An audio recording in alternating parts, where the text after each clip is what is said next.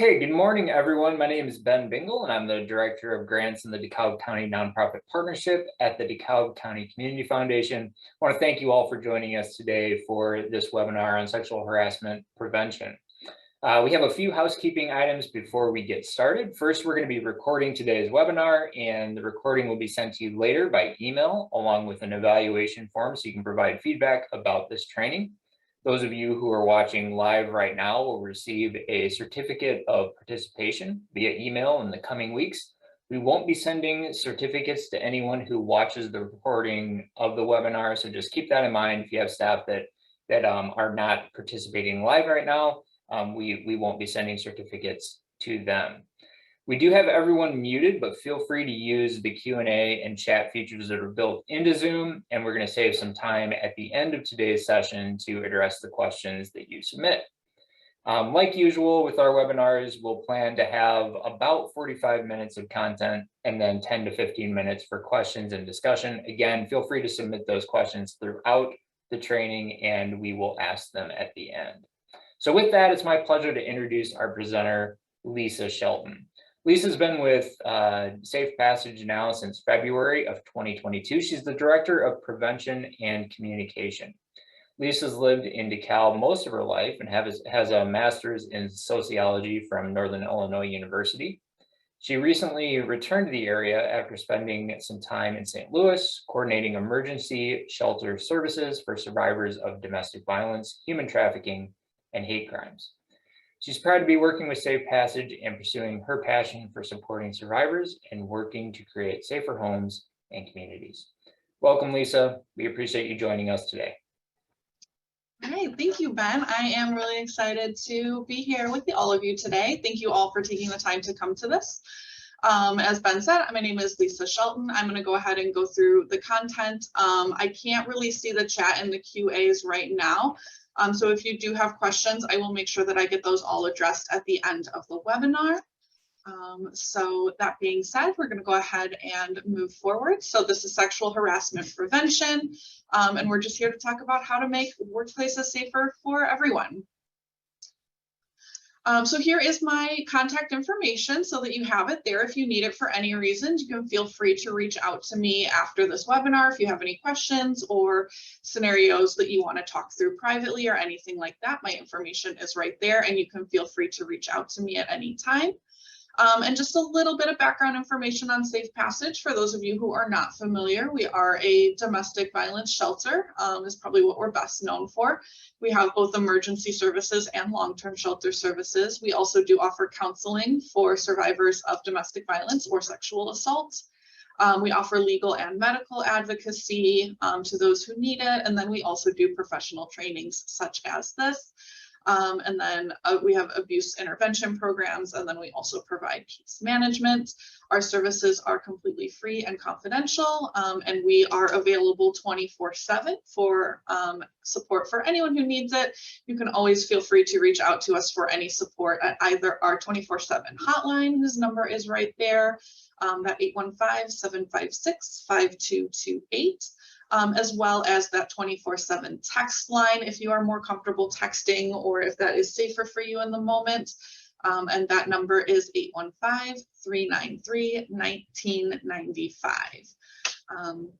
So we do have that information there for you if you need that as well.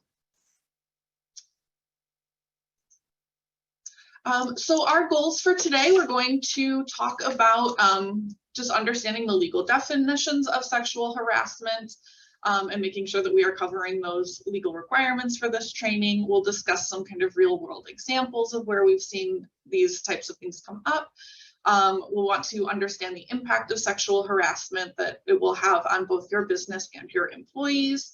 And then we'll talk about some resources on how to report, and then we'll discuss briefly some bystander intervention tactics if you are a witness to sexual harassment or any other type of harassment in your workplace. Just some quick little intervention tips that you can do to intervene and help out in that situation. Why does this matter? So this is pretty important for a couple different reasons. One thing is this reduces turnover. If people are being harassed or are not feeling comfortable working at your business, they are probably going to look for employment elsewhere. And we all know, I'm sure many of you are struggling with employees in this job market. We know that it is not a super employer-friendly job market right now, and that there's a lot of turnover in general, and people are struggling to keep positions filled. And so we do want to work to reduce that turnover as much as we can within our agencies. This will also improve productivity of workers. If workers are feeling generally happier and safer, they're going to be better workers, they're going to get more done, and they're going to enjoy their work more. And that's what we want. I think every person here can probably agree that we want people to come to work and feel satisfied and safe and happy with what they're doing, and really own their work like that. And then finally, it reduces liability and risks and costs to your company. And so those are some other important factors. But the bottom line is, we're here because this is the right thing to do. Like, we can talk about how this will benefit your company, but also just it's the right thing to do to not sexually harass people and not have people feeling sexually harassed at work. And so that's kind of the bottom line that we want to keep in mind. We're here because it's the right thing to do.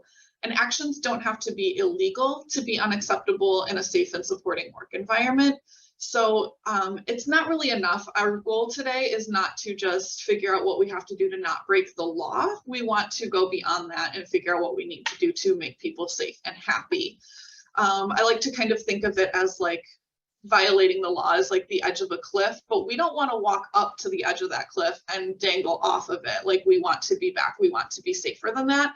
So we want to draw our line far before where the law does. We want to make sure that people are feeling completely safe. We don't want to just go home at the end of the day and say, well, I didn't technically break the law. So that's kind of where we want to set our standards when we're talking about these issues. So who does harassment affect? Sexual harassment, like other forms of abuse, can affect anyone. So I know a lot of times when people think of sexual harassment, they tend to think of men harassing women, and that is very often the dynamic that comes up, but it is not the only case. And we will kind of talk about other cases where that can be true as well. Anybody can be in a position of abuser, and anyone can be in a position of the victim of that abuse. So we do just want to kind of acknowledge that this can affect anyone. And harassment is born out of power differentials. And I think that's really important to understand, is that it's not always about, you know, romance or trying to date somebody. It's generally people who are abusing their power or trying to use different tactics, such as different types of harassment, to maintain or further their power over somebody in a way that can be detrimental to that other person. Marginalized populations, especially staff with intersecting identities, face increased rates of harassment as well as difficulty reporting. So the marginalized populations, we're talking about, that could be women, that could be members of the LGBTQ plus community, that could be people of minority races, it could be all kinds of different marginalized populations there. So that's kind of what we mean by that. So let's get into what the law says. So that's kind of where we want to start. So this is what the Illinois and federal law against sexual harassment says. It's sexual harassment as any unwelcome advances, requests for sexual favors, or conduct of a sexual nature when submission to such conduct is explicitly or implicitly made the terms and conditions of employment. Submission to or rejection of such conduct is used as the basis for making decisions about your employment, and or such conduct interferes with your job performance and creates an intimidating, hostile, or offensive work environment. So we'll get into a little bit deeper on what that means, but I just wanted to make sure you guys have that there, the legal definition of what we are talking about today. But essentially what it comes down to is it's any unwelcome behavior or conduct of a sexual nature that explicitly or implicitly affects an employee's job security or impacts their ability to safely and comfortably perform their job. When I say explicitly, it can be something as explicit as saying, if you sleep with me, you'll get this job promotion, whereas implicitly would be something that's not flat out said to the person, but everybody kind of knows that it's true, or just kind of, people know about it, but nobody says it out loud. Those types of things are what I mean when I say implicitly.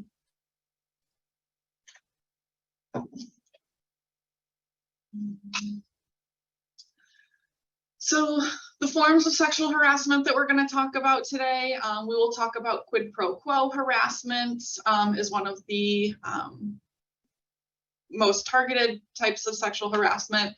And then we'll also talk about hostile work environment, and that will include gendered hostility, unwanted sexual attention, as well as sexual coercion. So those are the types of harassment that we'll talk about today. So we are going to start here with quid pro quo harassment. So that would be requests for sexual favors in exchange for employment advancement.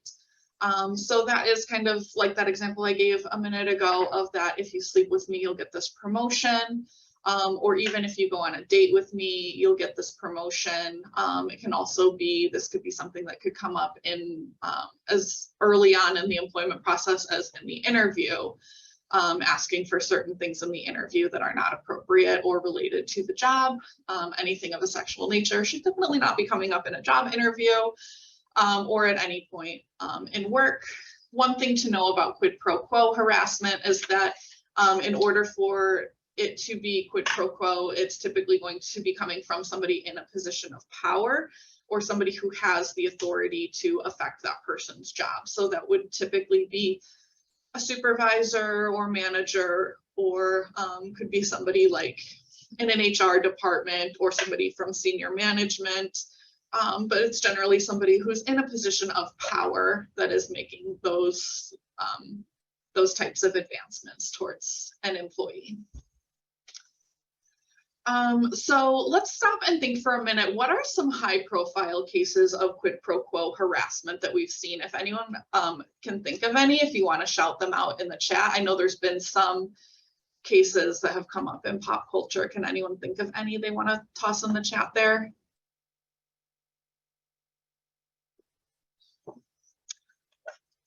So I'm seeing Fox News, Clinton, I assume that refers to Bill Clinton.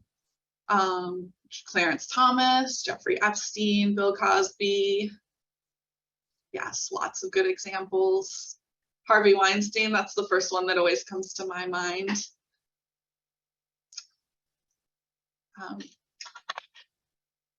Yeah, so lots of good examples coming in through the chat. So, a lot of these examples where we've seen Harvey Weinstein, like I said, is always the first one that kind of comes to my mind.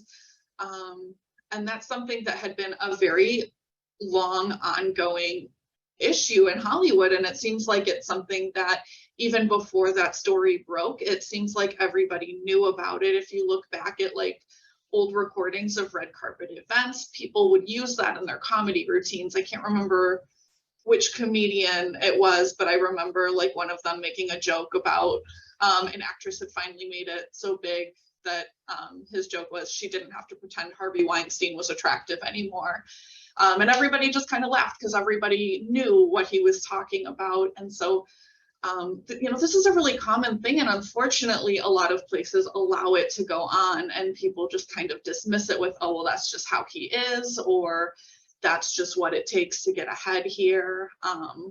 And a lot of times, often there's a lot of victim blaming that says, well, she went along with it. So she was just doing that to advance her career or something like that. But the bottom line is the person who's in the position of power in these relationships is always the one whose actions are wrong, right? It's not the victim's fault. People shouldn't have to do things like that to get ahead in their career. And the fact that that's expected in some places and is kind of become normalized in certain situations is really not okay.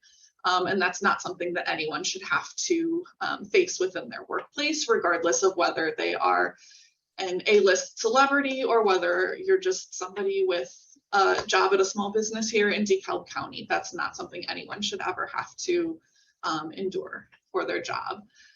And then I don't need anyone to answer this question in the chat or anything. I'm not here to like call anyone out specifically, but the other question I want you guys to just think of is, what could this look like at your organization? I don't want to, answers out loud or anything like that, but I just want it to be something that you're thinking of. Is this something that has happened in your organization? Is this something that could happen?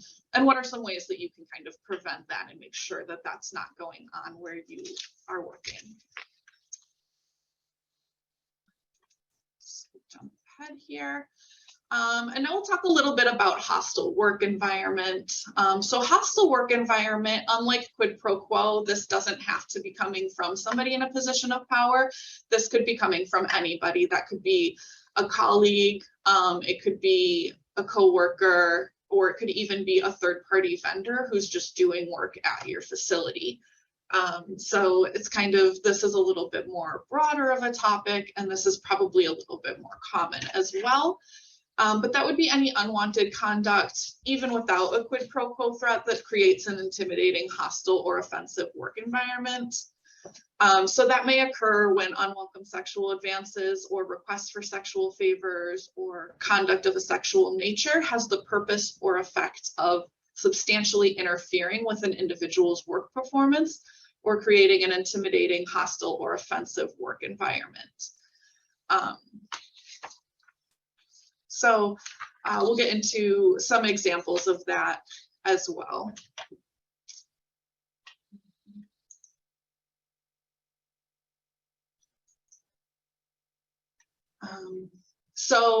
An example of unwanted sexual attention is kind of exactly what it sounds like: sexual attention that is not warranted and that is not wanted by one of the parties involved. So that could be unwanted touching.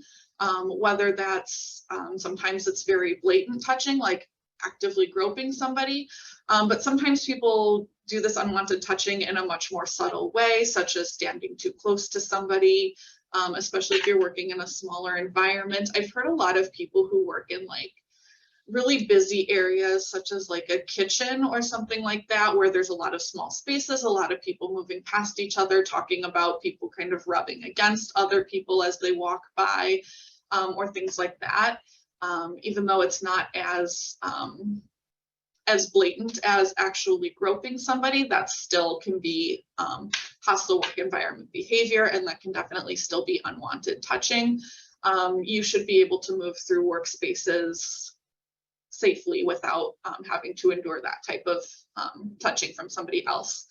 This can also be verbal comments that are made to somebody, whether that's asking them out on dates, asking for sexual favors, or just making rude comments about somebody's body or appearance, or anything like that. If it's unwanted, then don't do that. And another important thing to talk about is this could also be electronic communications. And that's a huge thing right now, especially as we still have a lot of people after the pandemic still working from home or working remotely. A lot of this can still happen over email or over Zoom or things like that. It's happening more and more in electronic spaces, which also leaves a paper trail that this is happening. Just kind of keep in mind, like, those types of communications, if you are on a work platform, that is considered at work, that is workspace, and you should always still be conducting yourself professionally as if you're at work, even if you are sitting at home on Zoom. So it's really important to kind of emphasize that this still happens in electronic spaces, and that that's becoming more and more of a problem, but people have the right to be safe in those spaces as well. The bottom line for that, a good rule of thumb for that, is don't put anything in an email or in a work communication that you would not want to read in front of your boss and the head of HR. Because anything that's out there, once it's on the internet, it's out there forever.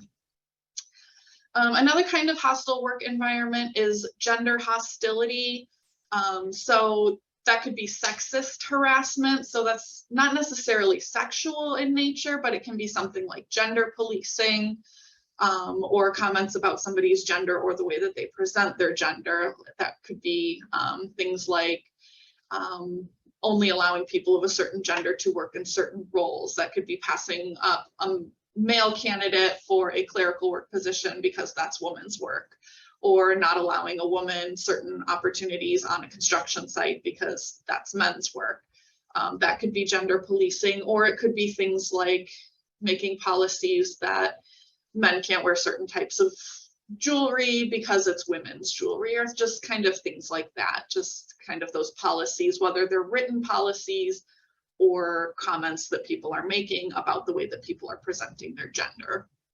And again, for this hostile work environment, it doesn't have to be that quid pro quo. This could be coming from anybody. So unwanted sexual attention, we kind of talked a little bit about that already, but unwanted touching or groping, which I gave examples of, sexual comments or compliments, even complimenting somebody about something sexual in nature is not really appropriate in a workspace. Yes, you can still compliment your coworkers, and that's nice. Like, we want to be nice and friendly at work, but steer clear of anything that is or could be construed as sexual in nature. Is, you know, a good way to go. Asking inappropriate questions or sharing inappropriate jokes or stories, or sharing sexual images or videos. Even if the person that you're sharing those images or videos with is not the person, is not the victim, like, that can still be problematic. Let's say, you know, two guys in the office are sharing pictures of a third coworker, and she finds out about it and says she's uncomfortable with that. That can still become problematic. Sexual banter or flirtation can also be considered hostile work environment, especially if it's unwanted or unwarranted, or if the person has made complaints about it before. Certainly, if any of these things do occur and someone complains about it or asks you to stop, that's where it ends. I know some people are like, so does that mean I can't make any jokes at work anymore, or we can't have any fun at work? Of course you can make jokes, and of course you can have fun. Like, we all want work to be a fun place, but jokes are only funny and work is only fun if everyone involved finds them funny, and if everyone is having fun. So if these jokes are at somebody's expense, or if they're making somebody uncomfortable, that's not funny. So if you say, why can't we all just have fun at work? You can, you just have to make sure that everyone is having fun with it, if that makes sense.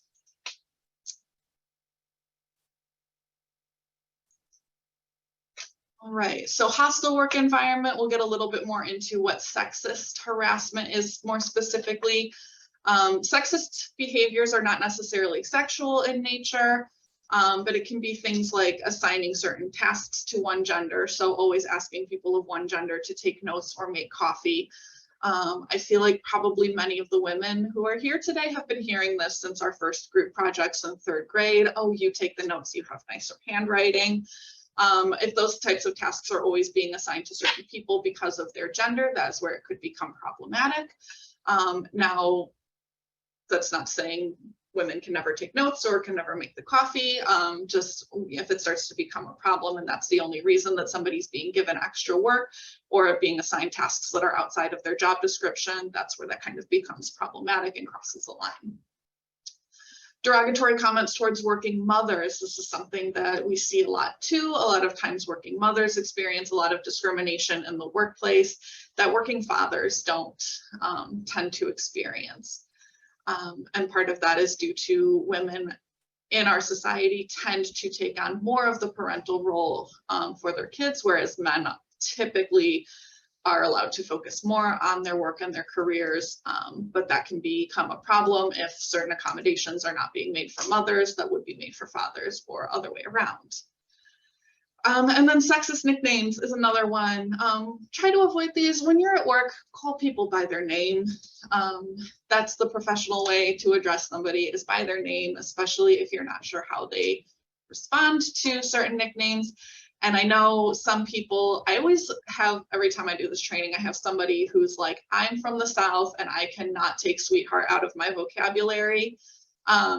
but sometimes people can find those sweetheart, hun, babe, things like that can be really infantilizing, or just kind of come across as non-professional, or like you're not taking that person seriously. So try to avoid those types of nicknames if you can. Gender policing, so that would be reinforcing traditional gender norms in the workplace, policing somebody's appearance, so requiring women to wear high heels, or limiting the things that men can wear, or things like that. Gendered nicknames, invasive questions about somebody's relationship status, or questions about their sexuality or anything like that. And then again, assigning jobs by gender would fall under that gender policing. And finally, the third kind of unwanted behavior or hostile work environment I want to talk about is unwanted behavior. So unwanted behavior, any behavior may become unwelcome in the sense that the victim did not solicit it or invite it, or in the sense that the victim regarded the conduct as undesirable or offensive. So welcome behavior could quickly become unwelcome behavior. Maybe what starts off as some consensual joking can cross a line and quickly become unwelcome behavior. If that is the case, stop that behavior as soon as it comes to your attention. If you're joking with someone and it seems like everyone's fine and happy with it, but then all of a sudden one person is like, okay, no, like this is too far, that's where the behavior ends there. Consent, it's always important to remember consent can be revoked at any time. So if somebody is experiencing harassment behaviors and they say something like, stop talking to me like this, it must stop right away. And the perpetrators, people will often use defenses like, well, you started it, or you were okay with it at first, but that doesn't matter. Once they express that they're not okay with it, that's where the behavior needs to stop.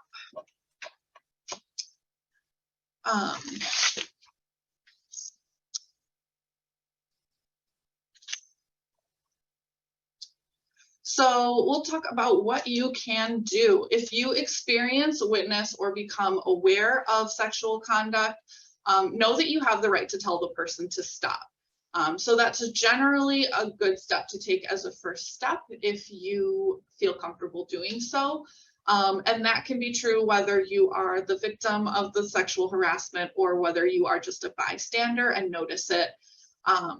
Tell the person to stop, whether if it's you doing it, say, hey, that makes me uncomfortable, or if it's just something that you're witnessing as a third party, step in and say, hey, that's not really cool, like that's not appropriate here, it looks like you're making them really uncomfortable, and that's just, we don't want that around here, and that's okay. And sometimes it's a little more powerful coming from a third party as well, so that's always a good thing to do if it is something that you're witnessing. And it's also important to know that you do have legal protections from retaliation. If the behavior continues, or if you're retaliated against because you've asked them to stop or because you've filed a complaint, then that retaliation is a violation of the law. And then you would also have extended legal rights from there. So that's an important thing to know, is that you legally cannot be retaliated against if you file a complaint about harassment. What are the employer responsibilities? So supervisors and members of management are responsible for knowing the internal complaint investigation and resolution process, and supervisors can affect immediate change in the position. So it is something supervisors may have the authority to step in and stop the harassment there. But once it's reported to a supervisor, they have to go through the internal complaint investigation. So it is their responsibility to know how to do it. Once you've reported this to the supervisor can't go, well, not my problem. Once they're aware of it, or should have been aware of it, they are responsible to make those changes. Human resource officers or other designated sexual harassment reporting officers can work with management to investigate and resolve sexual harassment complaints. So a lot of times a human resource officer would be the preferred person, especially if the perpetrator of the harassment is a supervisor or manager. Having another person that they can go to, such as a human resources officer, if your company is big enough to have such a person. Otherwise, some other designated harassment reporting officers. So that's to say everybody should have the ability to report that directly to the supervisor, but there should also be at least one other person they can report to if the supervisor is the perpetrator, or if for any other reason they're uncomfortable going to the supervisor about it directly.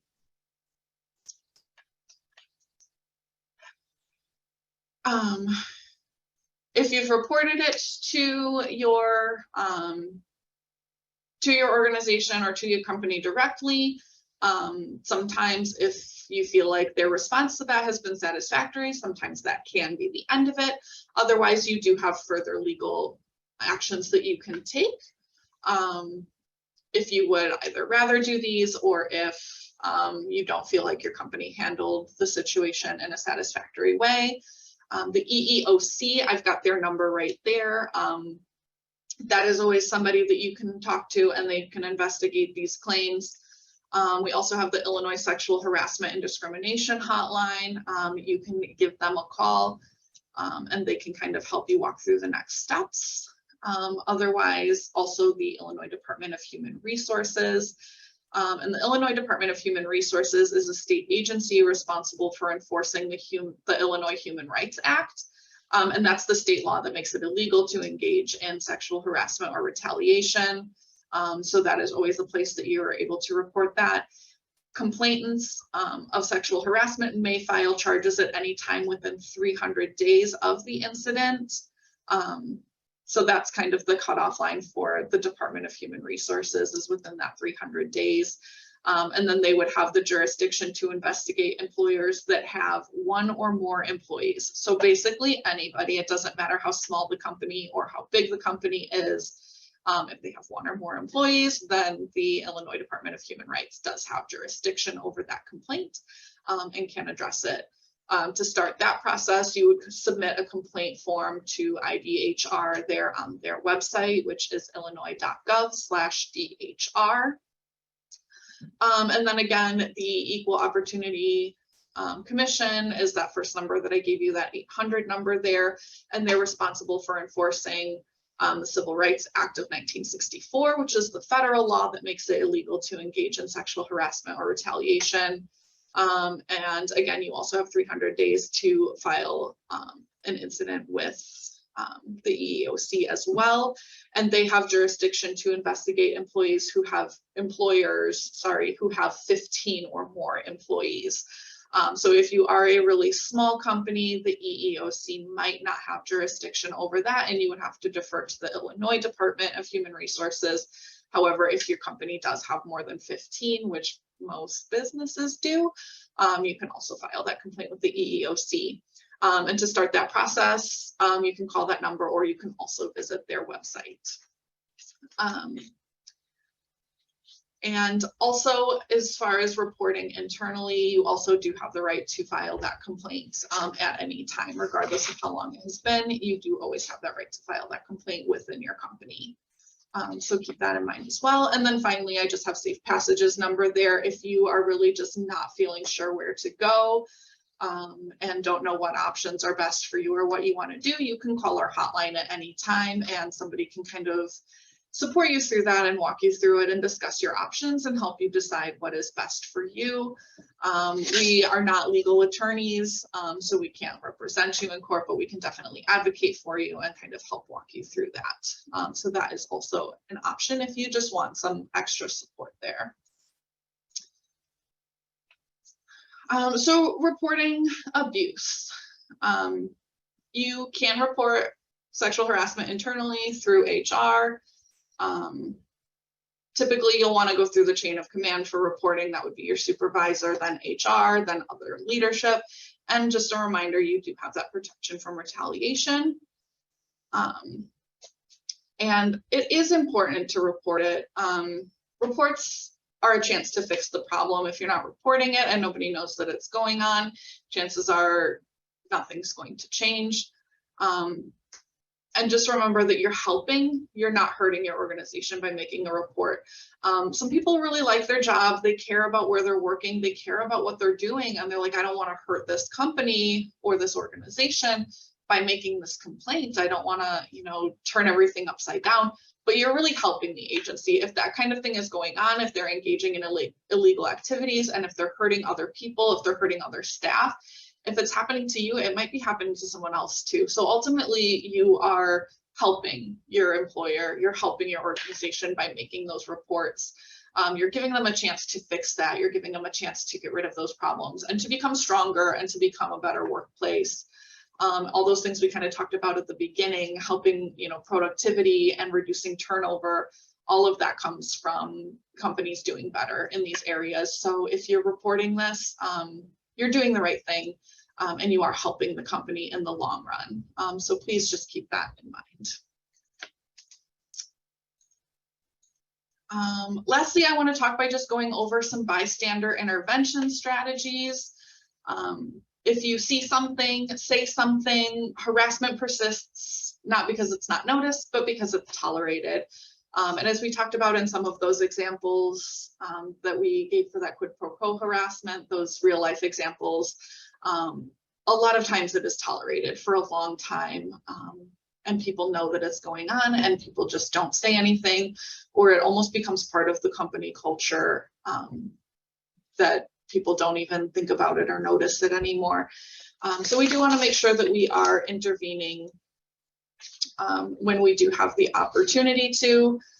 One way you can do that is to intervene directly and go directly to the person and say, hey, that's not cool, stop doing that. Or go directly to the victim and say, hey, I saw this happen, are you okay? Do you want to talk about it? Do you need some help?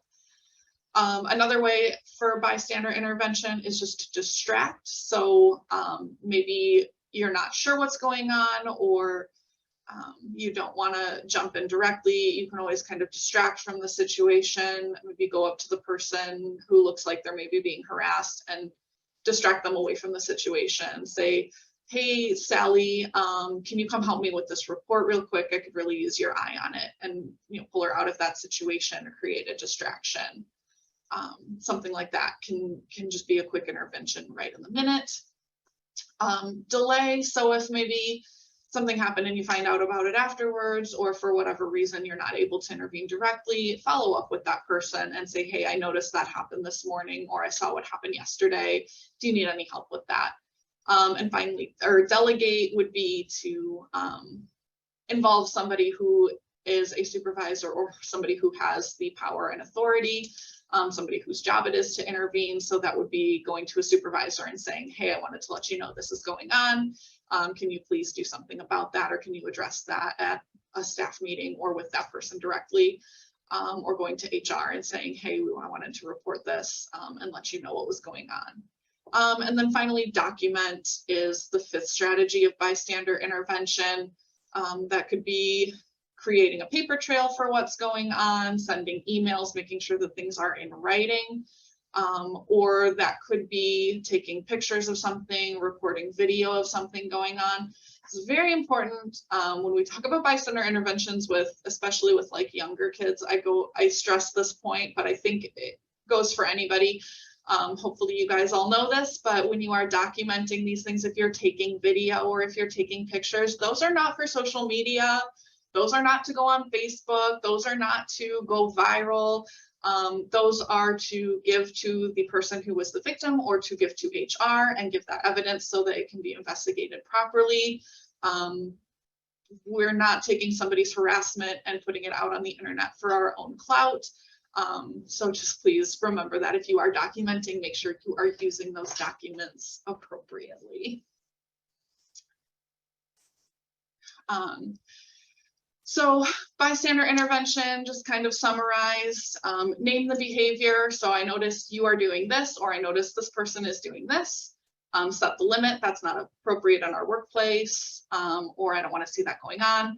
And then move on, but be mindful. So we want to give people the opportunity to correct the behaviors.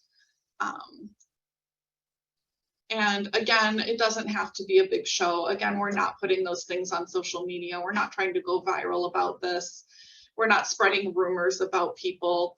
We want to make sure that once we've done our due diligence in reporting this, that we kind of move on from there and don't make it more of a liability, don't further embarrass the victim by making sure everyone in the company knows about it. That would probably feel pretty horrible if you're the victim and everybody in the whole company is talking about it. So we do want to make sure that we are being mindful and kind of moving on from there.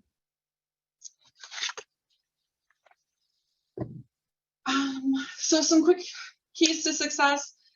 Civility. We just want to create a culture of respect in our workplaces. At the end of the day, that's what we all want to experience in our workplaces, is just respect for ourselves and for other people. Make reports. Abuse thrives in silence. So if it's not being reported and nobody's doing anything about it, that's where the behavior continues to exist. If it's safe to do so, make a report and help improve your workplace. And then the third kind of takeaway point is be a good bystander. So if you see something, say something, stand up for people, and again, you're working together to improve your workplace. So that is kind of all I have right now. I do want to make sure that we saved some time here at the end for questions if anyone has any questions. I also do have my contact information up there again. If you do need that, if you want to reach out to me and talk about anything a little bit more in depth, or if you do have questions later, please know you can reach out to me at any time. Do we have any questions? Well, thank you, Lisa. We appreciate that content. We have had a couple of questions come in, and they both really center around the different kind of size and structure dynamics in the organizations. I would venture to guess that the majority of our participants today don't have a formal HR department.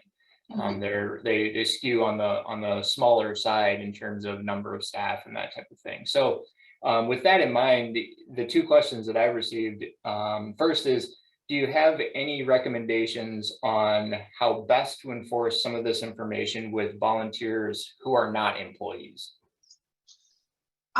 So I think when it comes to these types of topics, volunteers who are not employees, I think should still follow the same rules that any other employee would follow. If you're volunteering within an organization, you should still be expected to not be harassing others or engaging in any of these damaging behaviors. And volunteers should also have the same right to report things the way that any employee would. So they should still know who they can go to if anything is happening. So they should still have a supervisor they can communicate with, or they should still know who is the designated reporting person or the HR person or whoever's job it is to kind of fill that function. So for purposes of this conversation, I would treat volunteers or interns the same way that you would treat other employees.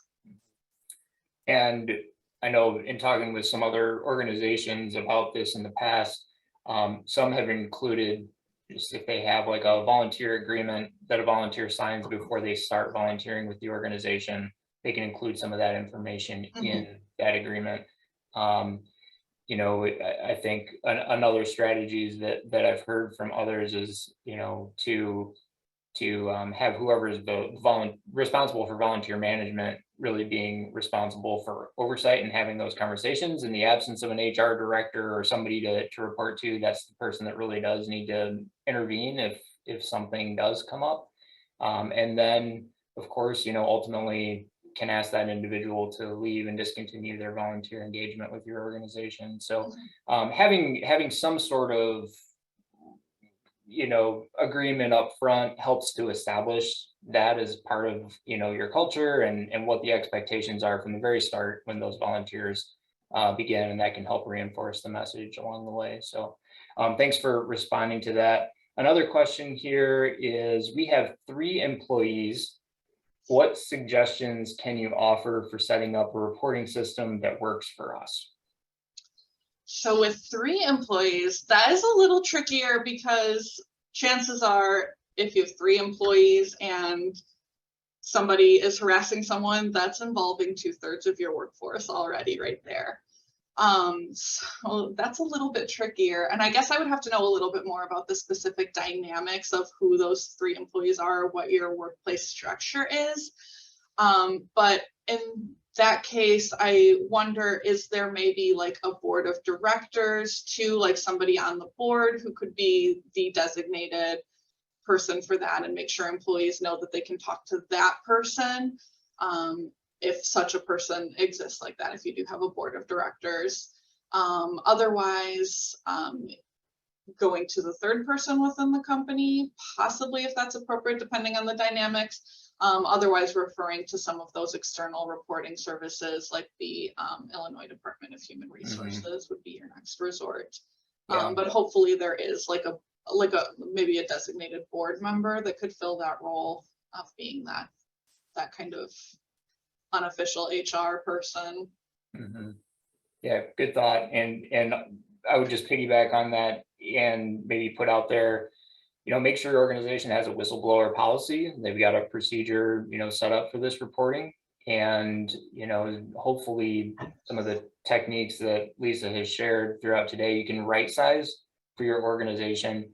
And perhaps, as Lisa mentioned, within that whistleblower policy, you are designated your board treasurer or whatever, not your treasurer probably, but your vice chair, let's say, as the point of contact there. If it needs to go, kind of be elevated and kind of go outside of the staff. So great thought there, Lisa. And the final question that I've received, and if those in the audience, if you have other questions, please, now's the time.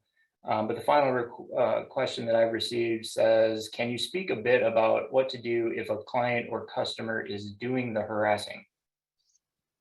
Yeah, so that is also another sticky question. And I really appreciate that question because that does come up often. And I would say that regardless of who you're working with, you still have that right to a harassment-free workplace. So I would first check and see if your company does have any direct policies on that. But otherwise, I would still report that to your supervisor and just say, hey, especially if it's a place where you see clients and you're working with this person on a regular basis. If it's a customer and it's somebody they've, come into your store and they've left your store already, unfortunately, there's probably not a lot you can do about that because this person, it's kind of a one and done situation. Your company can still possibly provide support through you or debriefing for that. But especially if it's a customer that you work with on an ongoing basis, I would definitely still report that to your supervisor. And again, follow those same techniques. Make sure there's a paper trail for filing your complaint. And the company has a couple different ways they can respond. I have seen companies that have said, okay, we're not doing business with that client anymore. Like they can't treat our employees that way. That's not okay. We're done with them. We're cutting off their account. Otherwise, I've seen employees transfer that client to somebody else to work with them. Just be careful with that, especially if it's like a commission-based position that you're not, that person's not losing commission or something like that because they've filed that complaint. But I would definitely still report that to your supervisor or to your HR department and make sure, because regardless of who it's coming from, you do still have that right to work in a harassment-free environment. So that was the final question. Lisa, is there anything that you'd like to add or anything that, has kind of jogged your memory as you've answered these questions? I don't think so. I do appreciate all of your questions. That was really thoughtful, and I'm glad that you all took the time to be here today. And that's all I have. So if there is nothing else, I am happy to give you guys 10 minutes of your time back. Otherwise, I'm also happy to hang around if you guys do think of other questions within the next few minutes. I can hang around and answer those too.